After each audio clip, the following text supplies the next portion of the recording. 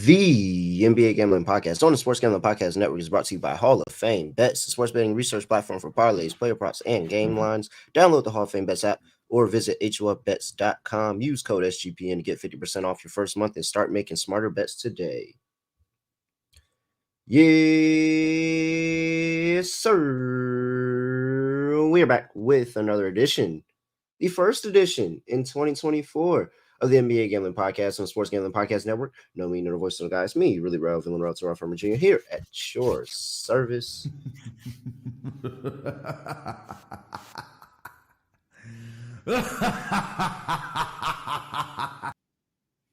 And for those that were hoping that I get left in 2023, psych, I'm still here. Who cares? I'm sorry, I didn't mean to tout in your face like that. All right, we got my boy Lonte Smith breaking down the New Year's Day games with me. The nerd Lonte Smith. Lonte, what's going on? Not bad, man. Hey, just glad to make it to 2024. Hopefully we can start off with a bang and get some winners out here.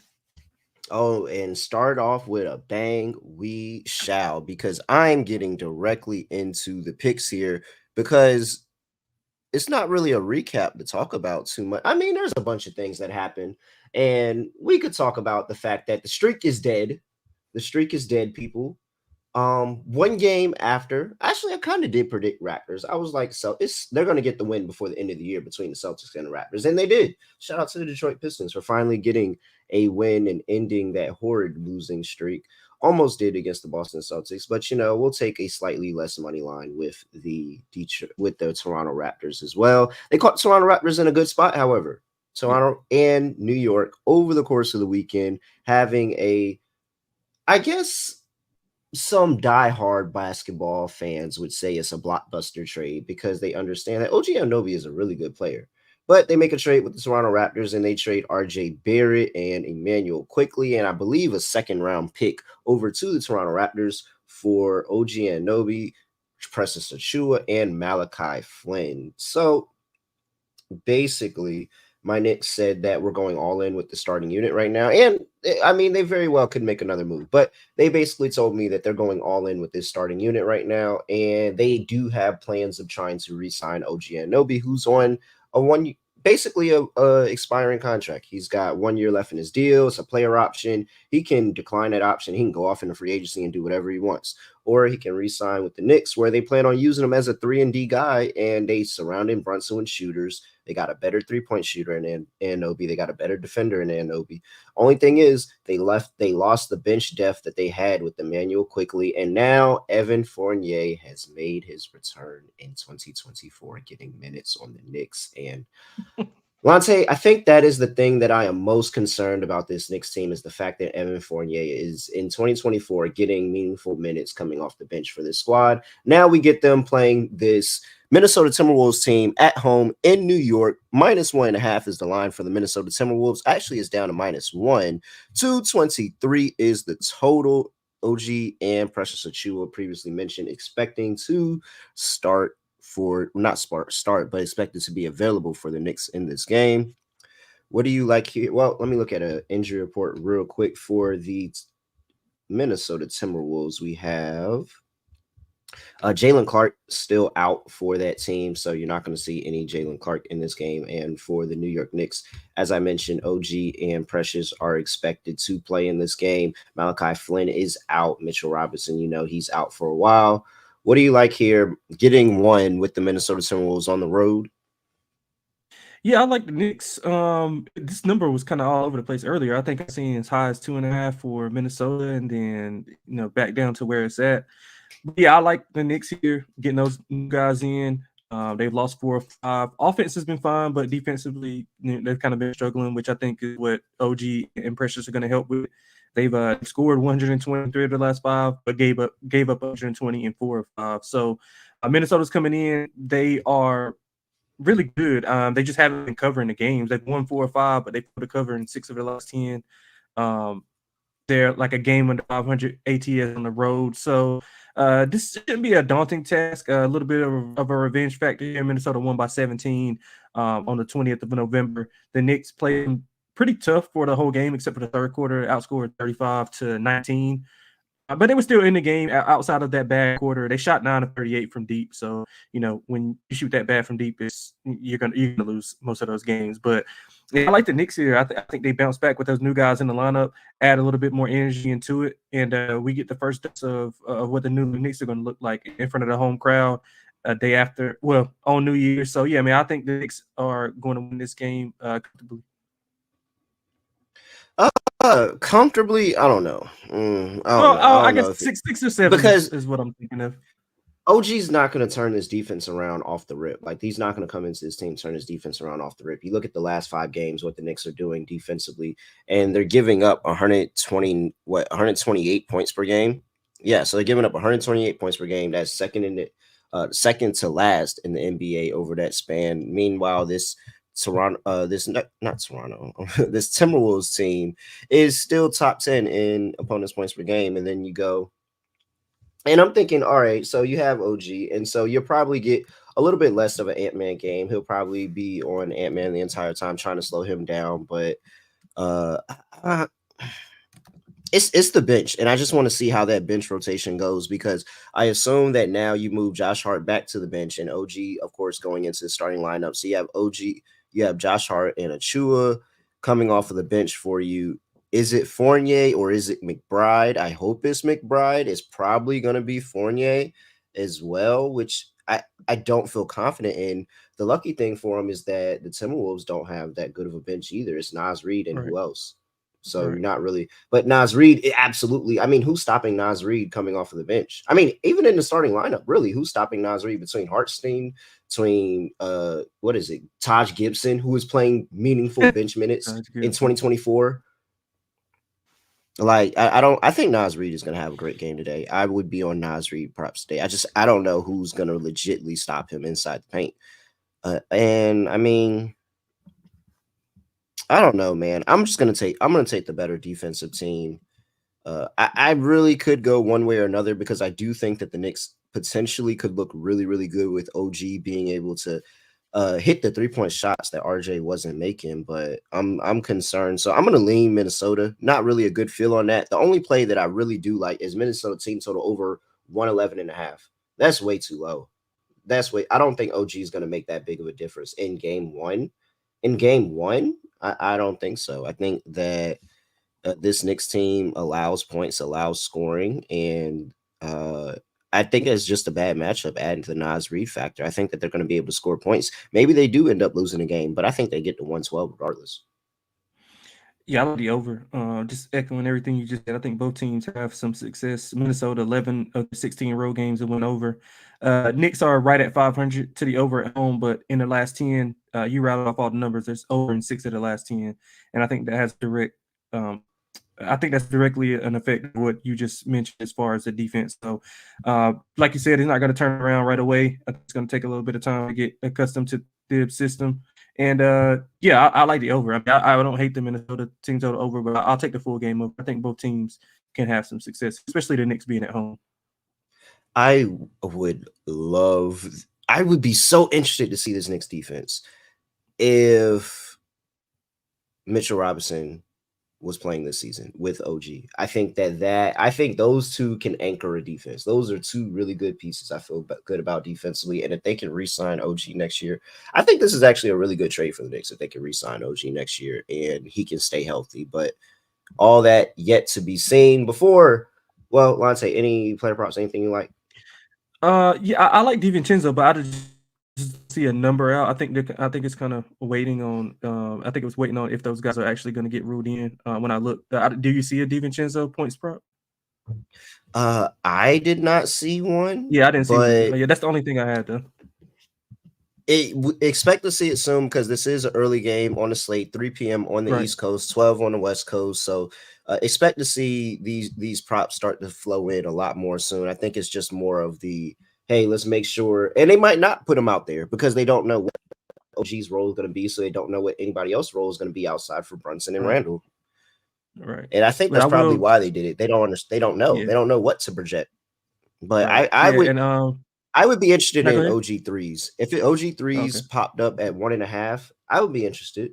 That's what I need them for. I don't need you to do anything else, honestly. I just need you to stand in the corner, and when the ball comes to you, hit it. So If I did see an OG3's prop, I would be interested if it was at 1.5. Yeah, and I just with DiVincenzo, I think his role is going to have to expand a little bit more.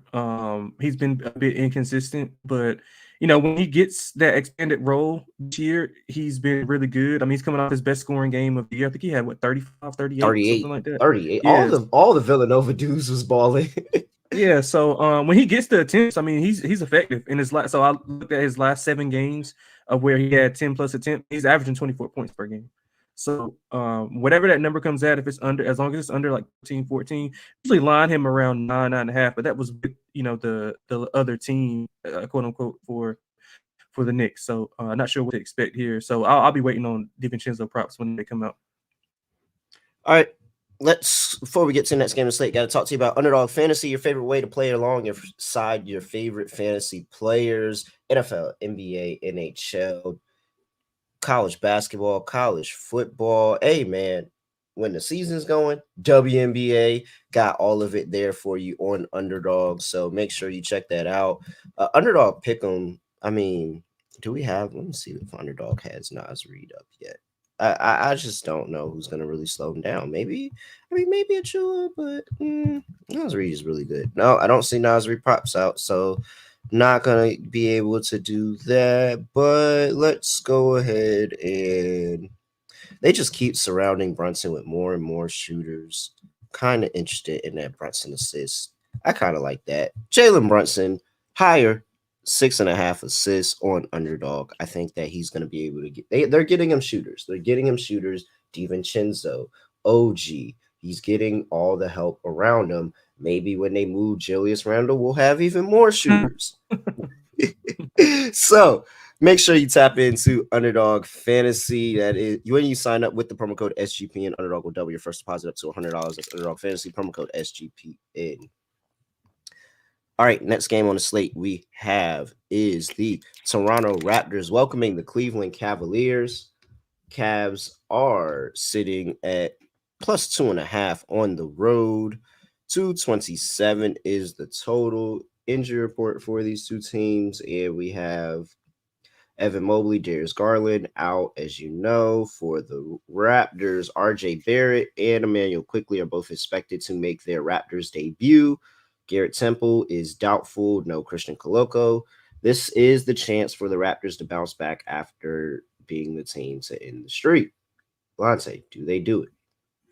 Yeah, I'm into Toronto. I mean, to be honest, we all got teams that we have no idea on. Cleveland's that team for me. I was low on them coming into the season. And they've actually not played as bad with those guys out as I thought they would. They've covered 6 of the last 10. They're 8-6-1 ATS on the road, 9-6 straight up. So they're a really good road team. I think Toronto does bounce back after that loss. I mean, they've lost 7 of 10 straight up, 4-6 ATS in that span. I mean, RJ is not gonna shoot it as good as OG, but he, maybe in a different setting, in a different offense, he can be a little bit more effective. Quickly, he's gonna have a chance to be that, that lightning quick guard. He's gonna be able to get some shots off with Scotty Barnes playing the point guard, so he'll get a lot more open looks. And I mean, you just got to knock him down. Toronto's like bottom 5 in 3-point percentage, so I need to raise that up. So I'm gonna lean to Toronto. I really don't have a lot in this game. Like I said, I really don't know much about. Well, I really don't have a good feel for Cleveland and what they do, even with Mitchell. I like the total a little bit better. I know we'll get to that later.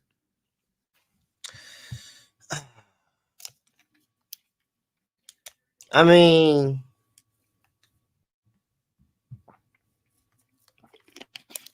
I don't know, man. It's hard to back this Cleveland team. It really is hard to back Cleveland at times. And I mean, they've been playing pretty decently. Like they got that comeback win against the Mavs, and I'm trying not to have that game in my head because it was just so improbable. They were down like 20 for majority of that game, and they were just able to go on a run and be able to come back in that game. But I mean,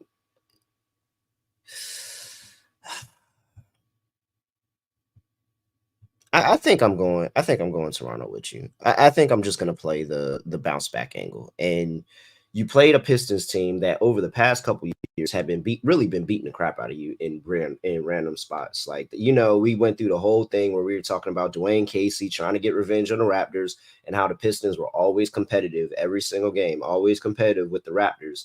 And so it's like, dang, the Pistons beat the Raptors to end the longest losing streak in the league. Is that very surprising? No, because they own the Raptors recently. Maybe I think that was just a bad matchup. I think this is opportunity. Now you're getting RJ Barrett, Emmanuel Quickly. There's going to be questions on the lineup, but what if Quickly comes onto this team and he does everything that we wanted him to do for the Knicks? Matter of fact, I know for a fact that's going to happen. He's going to do everything I wanted him to do for the Knicks, but the Knicks didn't want to play him. And it's because, they still back Tibbs in this archaic lifestyle of we're just not going to trust these young guys. That's ultimately what it was. It wasn't that Quickly was a bad player. It was that there was no point in having him on the team because they weren't going to use him because, I don't know, Tibbs has ageism or something like that, whatever it is. So, unfortunately, they're playing in my face by not giving me an Emmanuel Quickly prop. And I figure that they wouldn't, because I figure Emmanuel Quickly is going to go off in this game, and it's probably going to lead to a Raptors win. And the line's small enough where I can just play the spread. So I'll play Raptors -2.5 just off the back of Quickly alone. And I'm almost positive he's probably going to go off. It's probably going to be a big middle finger to the Knicks. And then everybody on Twitter is going to be like, see, how could the Knicks trade this guy? How could the Knicks trade this guy? They're crazy. They're doing this, they're that, blah, blah, blah, blah. When it's just like, bro, sometimes things don't work. So I like a big Emmanuel Quickly game. I like the Raptors to get the win. You said you found the total interesting at 227.5. What do you like there? You're on mute, so nobody can hear you. But if you came off mute, then everybody could hear you. Oh, no, he's stuck on mute. He doesn't know how to come off mute. Whoa there, sir. Nope. And then he mutes himself back. I don't know how.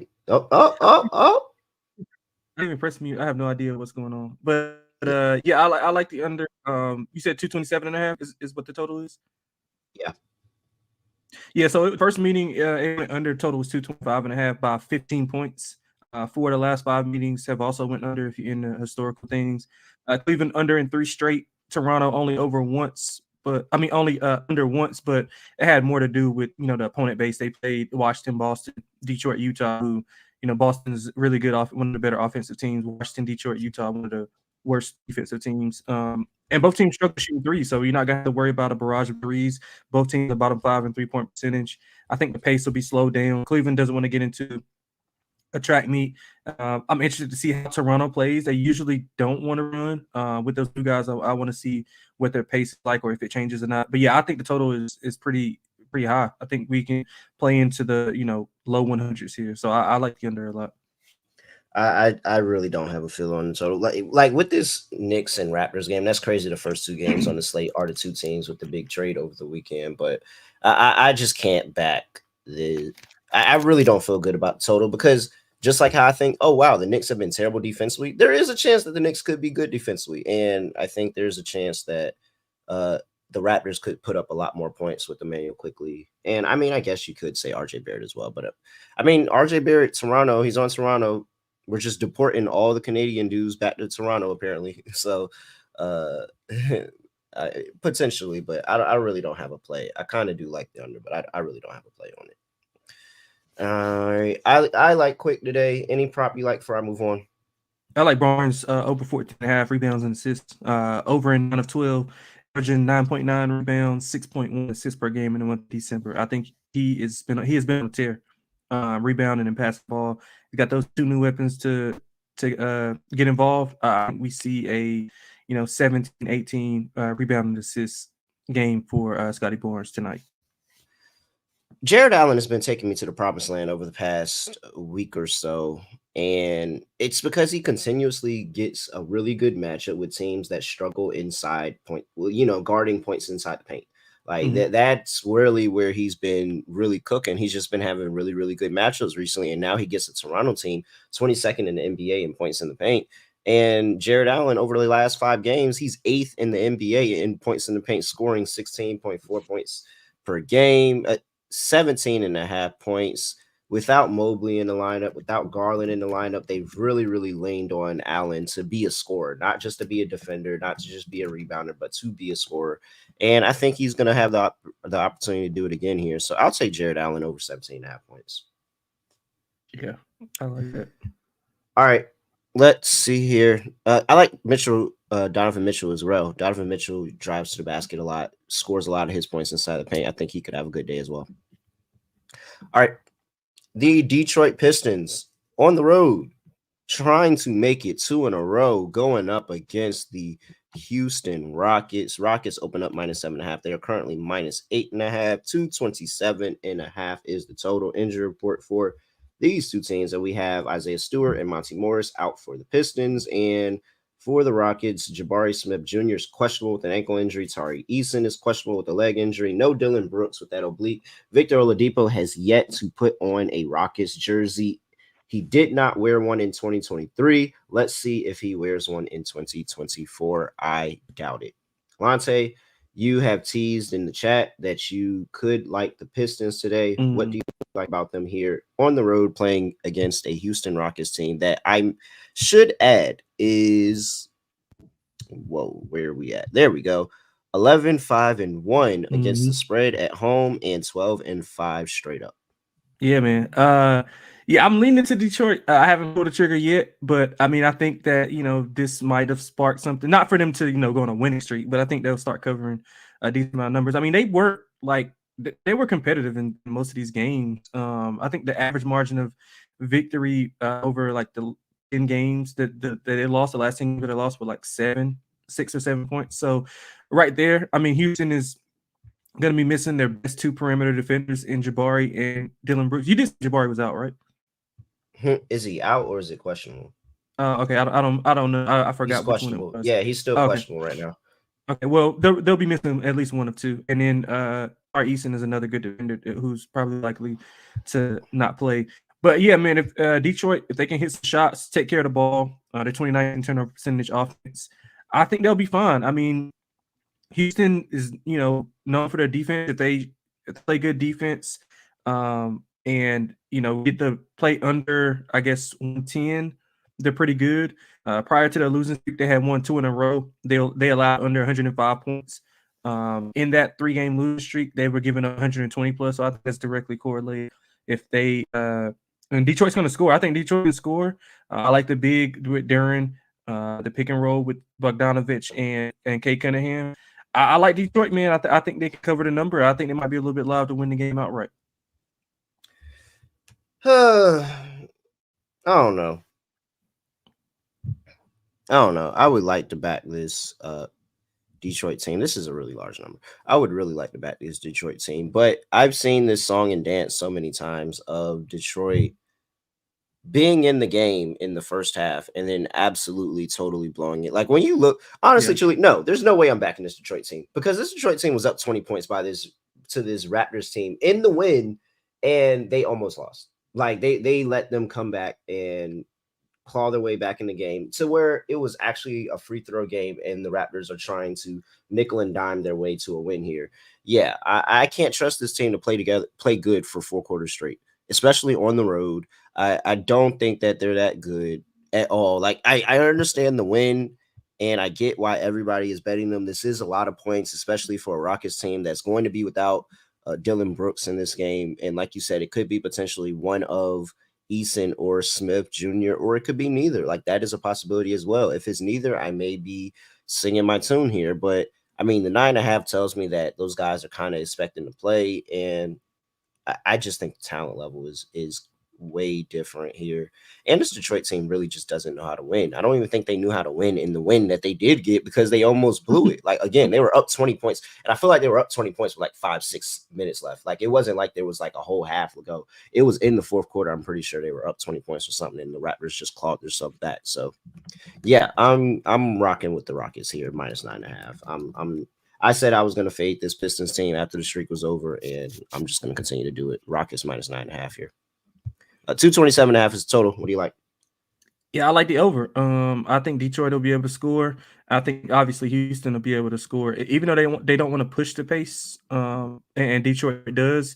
I think they'll be inclined to do so with just how poor Detroit, excuse me, is defensively. Detroit's allowed 125 plus in 3 of the last 5. 8 of the last 10 have went over for Detroit. 6 of the last 10 over for Houston. And like I mentioned, Detroit 7th in pace. Houston is 28. So I think both teams will be able to, play at a decent pace, not at a rapid pace, but they'll be able to get over this number. So I do like the over here. All right.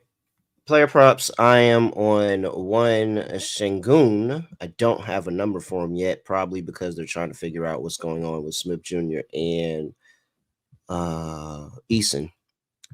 But Pistons 27th. I love my points in the paint stats. Like, it's so easy. You get easy points inside the paint. Pistons 27th in opponents' points in the paint. Şengün 5th. He's been absolutely killing lately.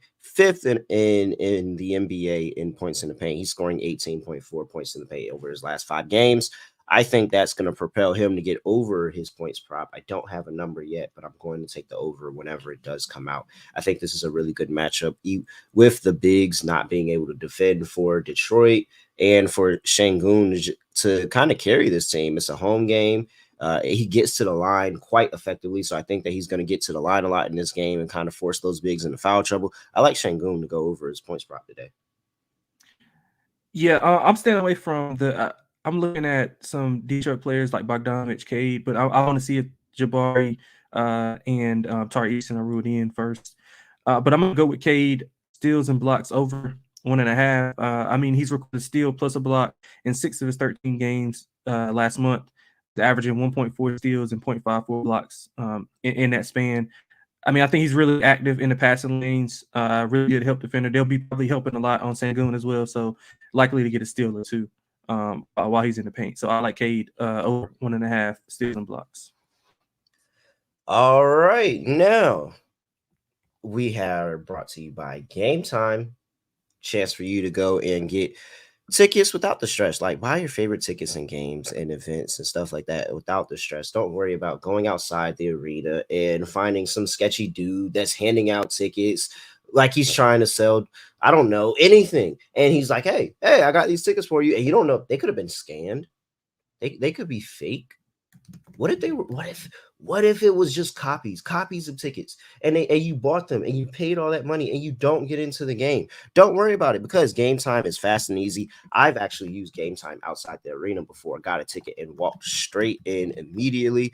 Don't have to worry about anything. They send you your tickets almost instantly. And guess what? If you find another ticket in the same section or row for less, Game Time will credit you 110% of the difference. There's no problem. Download the Game Time app and create an account and use code CFBX for $20 off your first purchase. Again, create an account and redeem code CFBX for $20 off. Game Time, last minute tickets, lowest price guaranteed.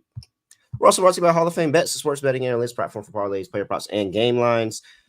Research everything from NFL, NBA, soccer with historical stats and data. Plus, they have their revolutionary parlay optimizer tool. You want to see green on the hit rate for the expected probability of the parlay. And guess what? Stop betting in the dark. Join over 30,000 users researching with Hall of Fame Bets. Download the Hall of Fame Bets app or visit HOFBets.com. Use code SGPN to get 50% off your first month. Start researching, start winning with Hall of Fame Bets. Make sure you use that parlay optimizer, man. I know y'all be parlaying. I know you do. I'd be doing it too. All right. I feel like we talked about this game 10 times this season already. I'm actually kind of tired of talking about it. But, I mean, here we go. Once again, we have the Indiana Pacers playing the Milwaukee Bucks. Bucks laying 8.5 here. 260.5 is the total. Line actually opened at 6.5, and that line was at 259 on the total at open. Here we are. Pacers, Bruce Brown, doubtful. Doesn't look like he's coming back yet. And for the Milwaukee Bucks, we have Marjon Beauchamp, questionable. Oh, wait. That's just y'all. That's embarrassing. Thanasis is out for personal reasons. I don't think that mattered, but I will say it. And, Jay Crowder's been out for a while. All right. You're sitting here minus 8.5 with this Bucks team against the Pacers. I mean, maybe not. The Bucks have learned their lesson. They did get a win the last time they played this team after getting destroyed the first 2 times. Fun fact, actually 3-0 betting this game, which is kind of funny, but I just took the dog the first 2 times and then said, you know what, they got to finally get the win, and I took the Bucks. But 3-0 in betting this game. here we are. Hopefully, this is the last time that we No, talk about this one. it's a home and home, so they play tomorrow as well. Oh my In gosh. Indiana. Well, I'm glad I'm Yeah. not on the show. I'm glad I'm not on the show. I feel like I talked about every single game to this point. Like I'm really, really Let me make talking. sure it's tomorrow, but I know it's a home and home that they play each other though. Oh my gosh. I'm tired of talking about. I'm so glad that I hope it's tomorrow. I don't want to talk about it. All right. Well, we need that Nope, for the handicap. it's Wednesday. Sorry, it's Wednesday. It's Wednesday. Oh, so 5 times I have to talk about this game. All right. I'll be sure to have the same energy next time. Here we go. Milwaukee Bucks, Indiana Pacers, Bucks minus 8.5 at home. What are you doing here? Big number, man. Big number. Total, rightfully so. Sidewise, I mean, it's tough to go against what Milwaukee's doing right now. They're rolling. They won 9 of 10, covered 6 of those. 16-2 straight up at home, but only 7-11 ATS, and they're pretty much laying a similar number. I think that Indiana they were like in a bit of a slug at in the middle of the month, but they bounced back nice. They had 3 really good wins, 2 of those on the road, covered all 3. They're right at 500 ATS on the road. It's going to come down to what they can do with Giannis. I mean, I'll read off his numbers: 64 and 14 in the December 13th meeting, 37 and 10 in the December 7th meeting, 53 and 12 in the very first meeting of the season. So, I mean, can they limit or do anything to like withstand or sustain some of the stuff that Giannis does? If the answer is no, then they're probably going to lose by double digits. If the answer is yes, then I think they can kind of cover it. So I think that's what you got to base your handicapping off of. I'm going to lean with Indiana here. I think this is a big number for a team who's had success against this team. Like you said, 1, 2 of 3. And I mean, Bruce Brown is a big absence, but I think they have the depth to be able to withstand some things. Sustain absence of him. So I'm gonna roll with Indiana here plus the points. They gotta keep Milwaukee off the free throw line. Giannis shot 32 free throws in their last meeting. Indiana shot 32 as a team. So we got to keep them off the line and keep them out of try to keep them out of the paint. But I'm gonna roll with Indiana here plus the 8.5. 32 free throws is crazy. Like I Right. I think that's insane. Like that's just that's 20 for not. 32, I can't bro. expect you to. I can't expect you to to get back to the line that much. I really can't. Like that's really really insane. All right. Yeah, I'm not laying as big of a number with Milwaukee, bro. I really can't. Like I mean, Milwaukee has been playing better defensively recently, but I think, and honestly, if you look at this number of 260.5 and you look at what these two teams have done in their past 5 games, both of them are 1-4 to the over in that span. So both of them actually have been playing lower scoring games compared to this number. Like there have been some high scoring games, but at this number they played under. And I mean, it kind of makes me want to think that this is an under game, but it also makes me think that I think that's just kind of game script and how it's gone playing the other opponents. But once these two teams match up again, they're going to realize that, hey, we can score on this Bucks team. Hey, we can score on this Pacers team. You talked about how good Giannis has been, and I think that you're going to see a bunch of points here. And if I think it's a bunch of points, I'm taking the dog. Like we already have a back-to-back, and you said it's a home and home. Yeah, it's a home and home. And so I'm just going to take the dog, and I'm going to take the dog both times, thinking that Indiana gets one of these 2 games. And think about the motivation for this Indiana team.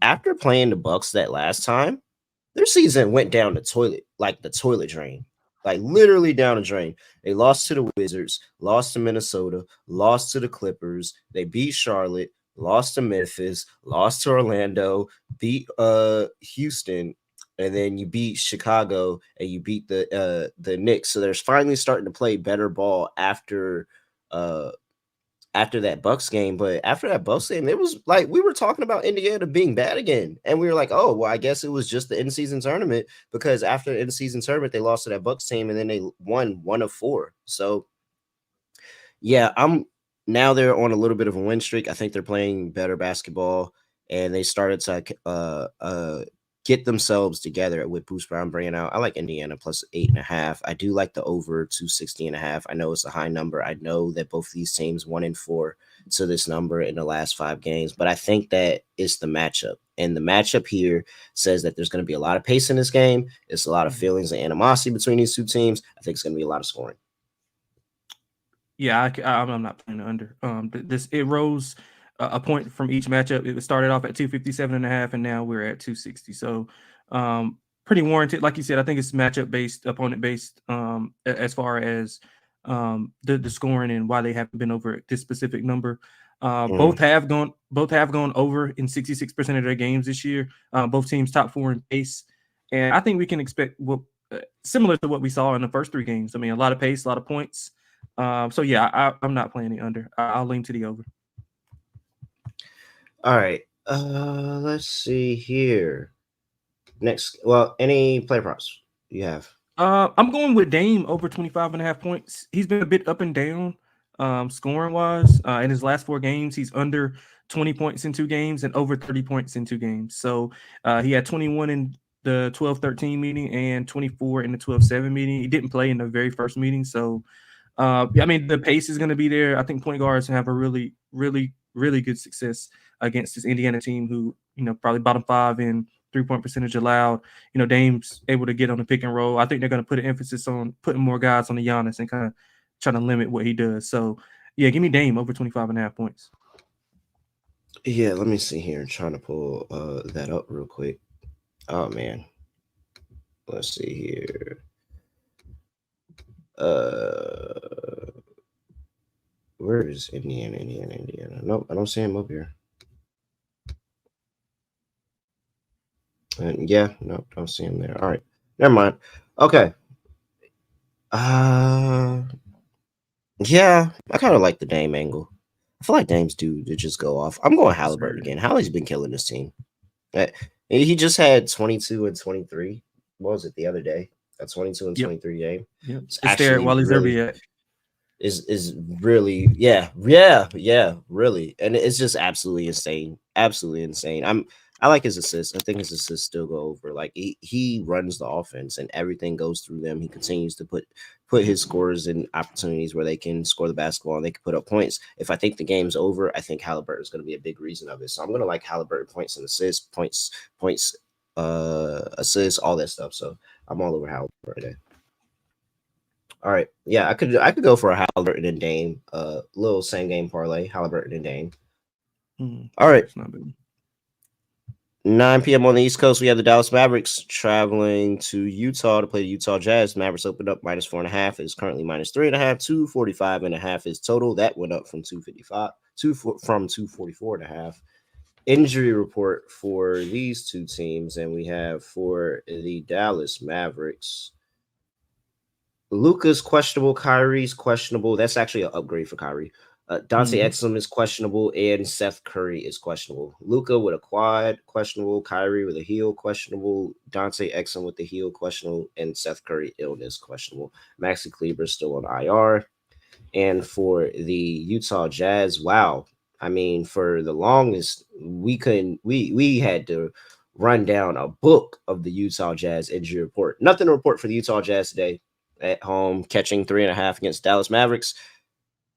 I mean, Utah at home is a buzzsaw that I don't think you want to fade. Yeah, you can't. It's my favorite player on the card. I like Utah plus the points. I think they win it outright. Although Dallas is really good on the road, 11-7 straight up, 12-6 ATS. I just think Utah is just on another level at home, like you mentioned. They're one of the hottest teams in the league, ATS. They've covered 8 of the last 10, 11-3 ATS at home. They've won 7 of the last 10 straight up. Had a really good effort against Miami where they were down throughout that game, bounced back to take the lead and win comfortably in the fourth quarter against Miami. Although Jimmy kind of went out of the game, but still, they found a way to win. And they got a little bit of revenge on them. I mean, the last time they played Dallas, they lost by 50. 50. They lost by 50 points in an NBA game. Yep. So I think they're going to come out and have a little bit of. I think they have a little bit more energy in the building tonight and in the play. They need to take care of the ball though. They're 30th in percentage offense. Don't want to lead Uh-huh. Dallas to easy points, so they want to take care of the ball. And Utah didn't have any. They didn't have Clarkson or Laurie in that game. Dallas won and covered as 11.5-point favorites. Love Utah in the spot, man. They can take care of the ball. They're going to get second chance points as well because Dallas' front line is not as big. I mean, even Lively in there. It's probably the only big guy that they have. Utah is first in offensive rebound percentage, so they're going to get a lot of second chance points. I like Utah, man. Plus the points, I think they win it out. Yeah, I do. if Luka doesn't play, I definitely think they win outright. If Luka does play, they probably can still win outright, but Luka probably would hit a last second shot and this Dallas team wins by 1 or 2 and we still get the cover. But like I'm really liking this Utah team. I think I like them early too. I think that they start out, really quick and fast here. And I think it's a lot of points scored, to be honest. Utah is not really anything that I care about defensively, nor is Dallas. I think that both of these two teams are going to be able to score. I think Lauri Markkanen has a great game. I'm going to be looking at Lauri Markkanen points over in this game. I think Lauri Markkanen could have something like a 25, 26, and 10, something like that, double type of game for Lauri Markkanen in this game. So, and he's put on a show because Dallas, one of the one of the trade suitors that have been talked about for one Lauri Markkanen. So yeah, I'm gonna go ahead and back the Utah Jazz and Lauri Markkanen here and get it done. Anything you like on the total or player props? Yeah, I like the over. I think you mentioned it as well. You think both teams can have success. I do. I do as well. With Luka now, with it'll be a little bit more of a daunting task. But the total's up 10 points from the first meeting, and I think that's somewhat warranted with Clarkson and Laurie being in. Dallas has scored 125 or more in 3 of the last 5. Utah 125 plus in 2 of the last 5. We're just under 120 in 2 other games. I think they was 119, 117. So they're capable of scoring, and this is against pretty good defensive teams. I think Miami categorizes as a decent defensive team. Dallas also 11-6 over on the road. So yeah, if all things are equal, especially if we get Kyrie in the lineup, I think both teams go over because Luka and Kyrie pretty much dominated that first game. They scored 66 points combined. So I think Utah will have some success, especially in the paint. And you mentioned it with Markkanen. I like his points and rebounds over as well. So yeah, I think both teams will have some success scoring the ball here. I like the over. All right. Next game on the slate, we have the rematch. Portland Trailblazers going up against the Phoenix Suns. Suns at home laying 11.5. 230 is total. Injury report here. Where are we at? And Suns played yesterday, I believe. Yeah, they did. Yeah. Yeah, so they're on a back. Did you see that? Did you see that game? No, I didn't. They were laying 5.5. Phoenix laying 5.5. I laid 5 early in the day. So they get a steal. They're up 7. The rule, they're dribbling out. Phoenix dribbling out the ball, about to do a turnover. Get the ball back. The other team dribble out the clock. They pass it to Franz Wagner. He goes and makes a layup. It lands on 5. Dang. Right. You can't, and I mean that just. I'm sorry. Let me finish the whole thing and give actual Nazir Little TBD. So we'll see, but really no injury report for the Phoenix Suns. For the Portland Trailblazers, Shady and Sharp questionable. Tamani Camara questionable. Duop Reith doubtful. Anthony Simons out and DeAndre Ayton out. Damn, I did not know that. So that means that we're getting, guess what? Moses Brown rebounds. Don't even worry about it. Don't even worry about it. Book it. I don't care what the line is. Book it. Moses Brown is going to have like 12 rebounds in this game. He's not going to do a bunch of things. He's not. There's a bunch of things that Moses Brown is not going to do. But if he's going to do one thing, he's going to go out there. He's going to rebound the damn basketball. I mean, so Moses Brown, last game, Moses Brown started 0 points, 11 rebounds, cashed at 9.5. Come on now. It's Moses Brown. That's the first thing I saw as soon as I saw this. The second thing that I saw is that we have a system play here. And I'm not gonna question the system. The system has been very, very good. And if you doubted the system, you've lost a lot of money this season. But Portland as a double-digit dog is really, really good. I'm gonna get the stats up here. I'm gonna let you talk for a second, but I'm like Portland here already. What do you like in this game? Yeah, I like Portland as well. They're 4-11 straight up on the road, but 9-6 ATS. That's what really matters to us. They've covered both the games versus Phoenix. They won one outright. Depending on the number that you got, they covered both games on that 11-21 meeting. But they defended 3 well. They forced turnovers, and I think, like you mentioned, as a dog, I think they're really profitable. I don't have the numbers on me. I'm sure you're gonna look them up. But Phoenix, they've looked better with Beal in the lineup. But I mean, how likely is it that all 3 guys play? That's number one. Number 2, Phoenix not good at covering numbers. 2-8 ATS the last 10, 5-12 ATS at home. They don't turn the ball, they don't turn teams over. So Portland's going to have a chance to get into their offense and score some points. The familiarity's there. They played twice, so they kind of know what to expect from one another. Um, I think Portland. I think Portland might be allowed to win it outright. To be honest with you. I mean, I wouldn't. You don't doubt them. So yeah, the Portland Trailblazers. Like I said, this is the system play. I've been sitting on this for a while, waiting to bring it back up, and I'm so glad that we get it against this Phoenix Suns team that we are already fading. And Portland 6-2 ATS when they're catching double digits, 10 or more, and they are what is this? What is that? 3-5, 3-5 straight up. So they won 3 of those matchups straight up, but they're 6-2 to the number, covering that number. It's just too many points, and it doesn't matter. Like it really doesn't matter who plays for them. Like they constantly just put out different lineups and find ways to cover. So, I mean, I'm still back in Portland here, and I'm gonna continue with the system play. Even if it doesn't hit, it's going to hit again, and it's going to hit multiple times this season, and we're going to cash it on the money line, and it's going to keep going because you don't give this Portland team that many points. Like they're not that bad. They're really, really scrappy, and they don't give up, and they're constantly in games. And so everybody's sitting there thinking Big Three Phoenix, they're going to come in here, and they're going to automatically just blow this team out, and maybe not. I mean, look at what happened. Like you just talked about that blown cover to the Magic, like something like that could happen in this game where you could get it through the back door with the Portland Trailblazers. They got a backdoor cover with the Charlotte Hornets in that game. That was 15 and a half. Charlotte covered by 1.5 points in that game. So like there's so many times that I've seen this team not be able to cover the number that I'm really not afraid laying this big number. So yeah, I'm taking Portland. Line the total is set at what's my total here? Total here is set at 230.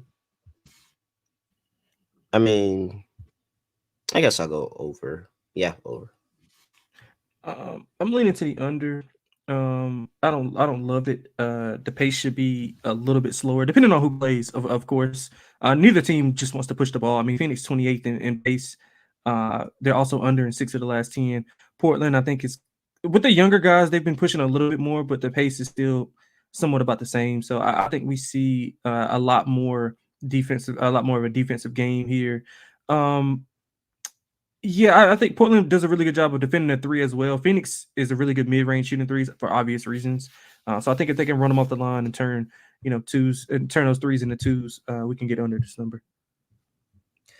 Yeah, for me, it's DeAndre and being out. We'll see, who plays for Phoenix, but what if Nurk is out? What if you're missing a Beal or a KD in this game? Like, I think Book is one I would say he probably plays, but you could be missing a Beal in this game and not trying to play him in a back-to-back. Like, yeah, definitely. And but I just question Phoenix defensively, and I think that the lack of DeAndre and Moses Brown is not gonna do a lot of things. I'm telling you, he's really just gonna rebound out there. He's not gonna do a lot of things, but he's still one of my favorite centers because he's gonna go out there and cash me a rebounds prop. Yeah, so I'm gonna lean over. I think that there's gonna be a lot of easy points inside the paint for both teams in this game. So I'm leaning over there. I told you we really don't have any props for this game at all, to be honest. But Moses Brown, when that comes out, I'm going to be playing his over. I constantly do that every single time he gets to start. And yeah, I really can't tell you anything else. That's about it. All right. Next game on the slate, we have the Charlotte Hornets going to Mile High to play the Denver Nuggets. Nuggets are laying 14.5. 227 is the total. Actually, I see this line has gotten up to 15 for the Nuggets. Hornets looks like Terry Rozier is probable. Mark Williams is doubtful. No Gordon Hayward. And you have Aaron Gordon questionable with those hand and face lacerations from a dog. And Reggie Jackson probable. No Cam Carr. So I'm trying to decide how much was Charlotte getting that miracle cover against the Suns. How much of that was the Suns just being the Suns, and how much is that is Charlotte actually being competitive in this game? Because 15 is a lot. Yes, it is. It is. But I mean, Charlotte sucks, man. They do. They without LaMelo, they're kind of helpless without him. They should play Nick Smith more. I mean, when he gets minutes, he produces. I don't understand why they're not playing him more. I mean, they don't have anything else to lose. And he's a former, number 1 overall recruit, but I I'm just gonna lay them. I don't know. I've seen Charlotte get like a huge number like this on the road, and then just randomly really get up for this game. Like they covered this game the last time out, and when it was in Charlotte, and they were up a good portion of that game, and they really gave them problems. But I've also seen them not be Lose competitive by in this 18 or game. 20 to the Lakers, they would land the same number. But Charlotte does kind of play this team, so I'm gonna take Charlotte plus the 15. They play this team. So I'm afraid because there's no Gordon Hayward. I'm truly afraid. I'm not betting this. I'm actually not betting a single thing in this game. I don't think. Maybe you could tell me anything. I actually don't think there's anything I want to bet in this game. But I guess I'll lean Charlotte plus 15 because they've kept these matchups close for the most part. I don't even think in the blowout win that Denver has in the last 5 games that they even covered this number. No, they didn't cover this number. Denver hasn't covered this number in the last 5 games versus Charlotte. So I guess I'll take Charlotte plus 15, but Yeah, I mean, I don't like anything in this game sidewise. But I'll lean to Charlotte, like you said. I think it's a big number. Um, I like the under a little bit more. The first meeting went under. The 224.5 was the closing total by 25 points. The last 5 meetings have went under if you're a historical trend person. mhm, Denver, they're not going to want to push the pace. They're 29th in pace. Charlotte, pretty much middle of the pack. Denver's mhm, also under in 7 of the last 10. 10 of 16 home games that went under.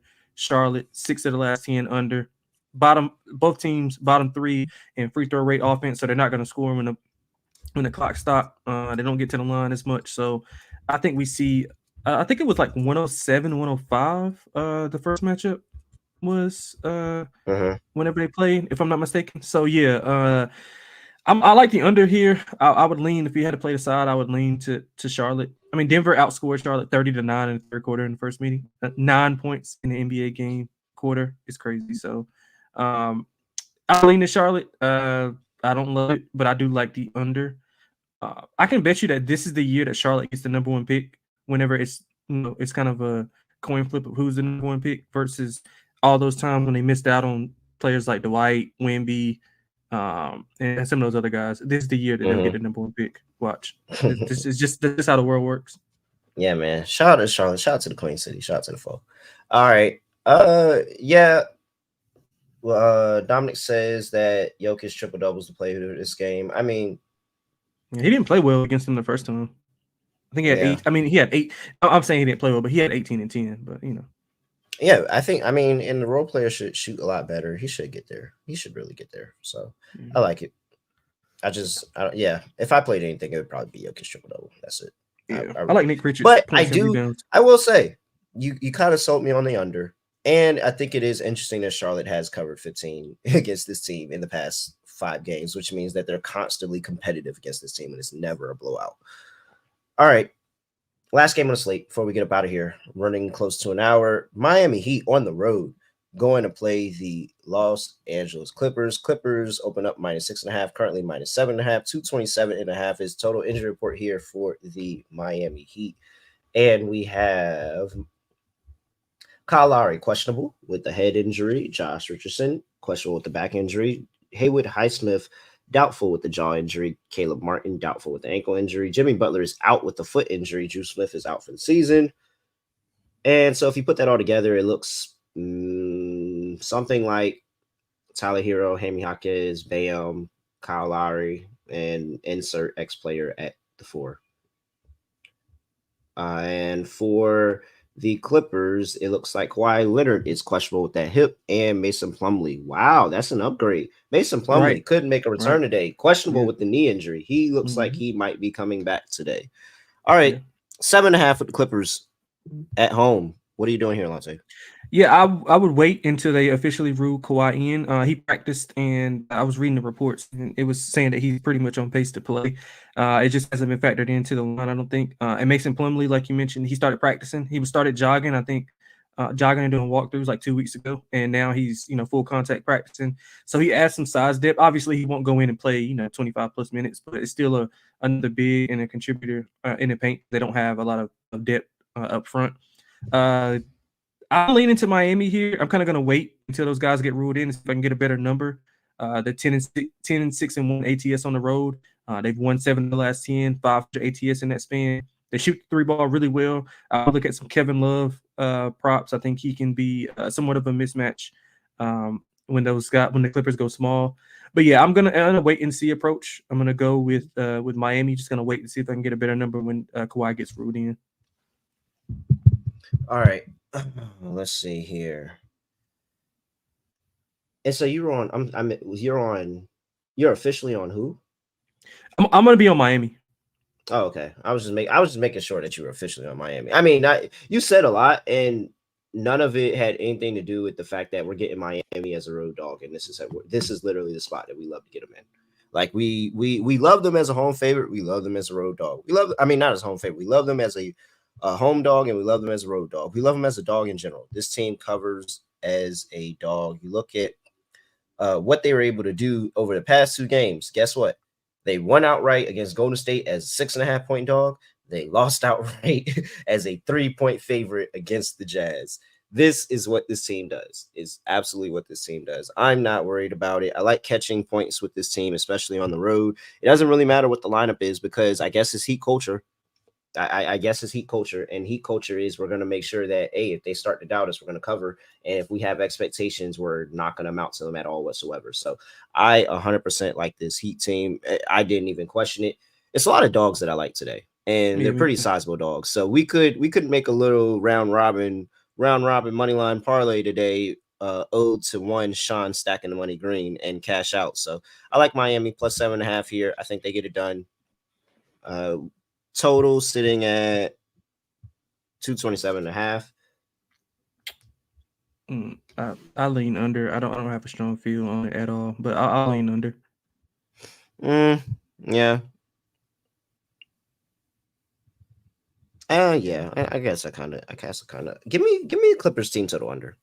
Give me Clippers team total under. I think Miami shows up defensively. For props, I'm going back to my guy. He does not disappoint me. He might make the list of one of my favorite players next to Devin Vassell. I don't have a line out for him now because we're waiting on some of those inactives. But Amy Jaquez Jr. I don't think that there's a possibility. He's definitely all rookie for sure. All rookie first team. I don't think that the juice is worth the squeeze of putting in a rookie of the year ticket. But if Chet was not here, I think he would have a claim. I think Chet is clearly between Chet and Wemby right now, and it looks like it's going to easily be Chet. But if Chet didn't count, I think Amy Jaquez would have a very, very claim to the throne as rookie of the year this season. He's been absolutely balling. I'm taking his points over. Yeah, I don't hate that. I'm probably gonna go with Kevin Love. I don't see Kevin Love listed anywhere. But I'm gonna go with his points and rebounds over. He's done a really good job in that small ball lineup of rebounding. Of course, he's been shooting the 3-ball a lot better.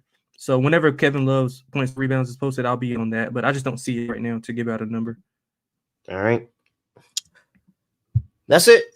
That is it. All 8 games on the slate. Let's go ahead and do lock dog, and we will drop an underdog lineup. Lonte, I'll kick it over to you. What is your lock? What is your dog for this slate? Yeah, I keep it simple, man. I'm going with your Knicks as my lock. I think they're gonna win. Like I said, comfortably 5 or 6 points. I guess it's comfortably for me. New guy syndrome with them. I think they're gonna come in, play with a lot more energy. Defense, I think, will kick.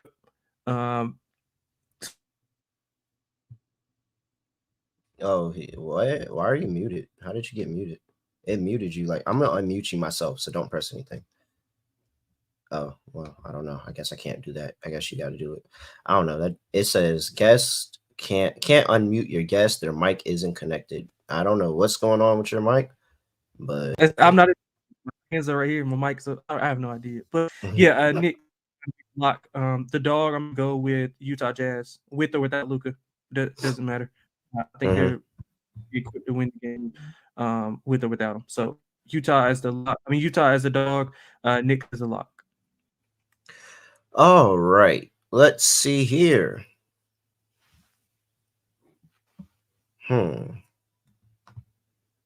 I get the chance to fade the Clippers and back the Miami system. Sure, why not? I'll take Miami plus 7.5 as a yeah. I'll take Miami plus 7.5 on the road. That's my lock.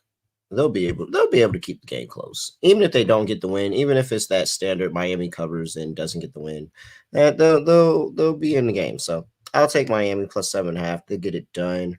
For my dog, really do like Portland. Really do like Utah too. I don't want to double up with the Utah, so let's just go. Give me Indiana plus 270. Indiana gets it done. They've been playing this team pretty good, and that last game might have been just a random occurrence, an outlier. But I think that this Indiana team is pretty good, so I'll take Indiana plus 270. Get it done against the Milwaukee Bucks today. Do I want Indiana? I kind of really want Portland, but it feels like a lot of people on Portland. I actually really want Utah. All right, so I'll stick with Indiana. I like Indiana. All right, what's a round robin? We need a money line round robin. We like a lot of dogs on the slate today.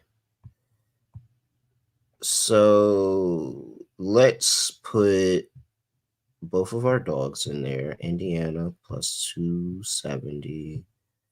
We'll throw Utah in there plus 135. Miami we can throw in there. Shoot, if you really want to get spicy, you could throw Portland in there too. Yeah, I don't hate that. Oh, yeah. So, but we could. I really like Portland. It's a lot of plays. I like that. So one combination of those 3 or 4 money line round robin between Indiana, Portland, Utah, and Miami. I do like a system play parlay of just taking Miami plus 7.5, Utah plus 3.5, and Portland plus 11.5. That is going to pay out. What does that pay out? 6-1. 6-1, Miami plus 7.5, Utah plus 3.5, Portland plus 11.5. All 3 system plays. I like to trust them, so I'm gonna parlay them. All right, let's see here. We have an underdog lineup. Let's see. What do we want to add to underdog? Do we have a Jared Allen? I like Jared Allen higher 17.5 points, so I'm gonna throw that in there. I've been really good with Jared Allen props recently, so hopefully he continues that going at least one more game. Anything else? Any other props you like this slate? I like Dame points over. Higher 25.5. I think it was the number. Okay, I could back that. Especially, yeah. So Dame higher 25.5 points. We can go Jokic triple double. It's a spicy 1.25. I'm fine with that as well. All right, so there we go. Jared Allen higher 17.5 points. We have I just lost Lonte, so I'm gonna go ahead and close things out here. We have Jared Allen higher 17.5 points. We have Damian Lillard higher 25.5 points, and we have Nikola Jokic higher than a triple double, half a triple double. That is 1.25x spicy. You add all that together, and you're going to get a 7.5x. $100 gets you $750 on Underdog. Make sure you use that promo code Underdog Fantasy at promo code SGPN. Lonte, anything for the people before we get up out of here? That's it, man. I don't know what's going on with StreamYard. Ever since Munaf said he was going to fire me, it's been doing this. So we're blaming him. All right.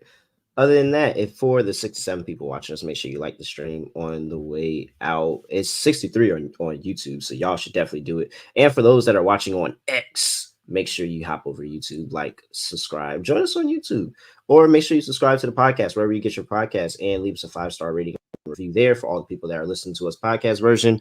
Other than that, I have nothing else to say, nothing else to do. No other way of ending the podcast, just going to end it like this. We are out of here.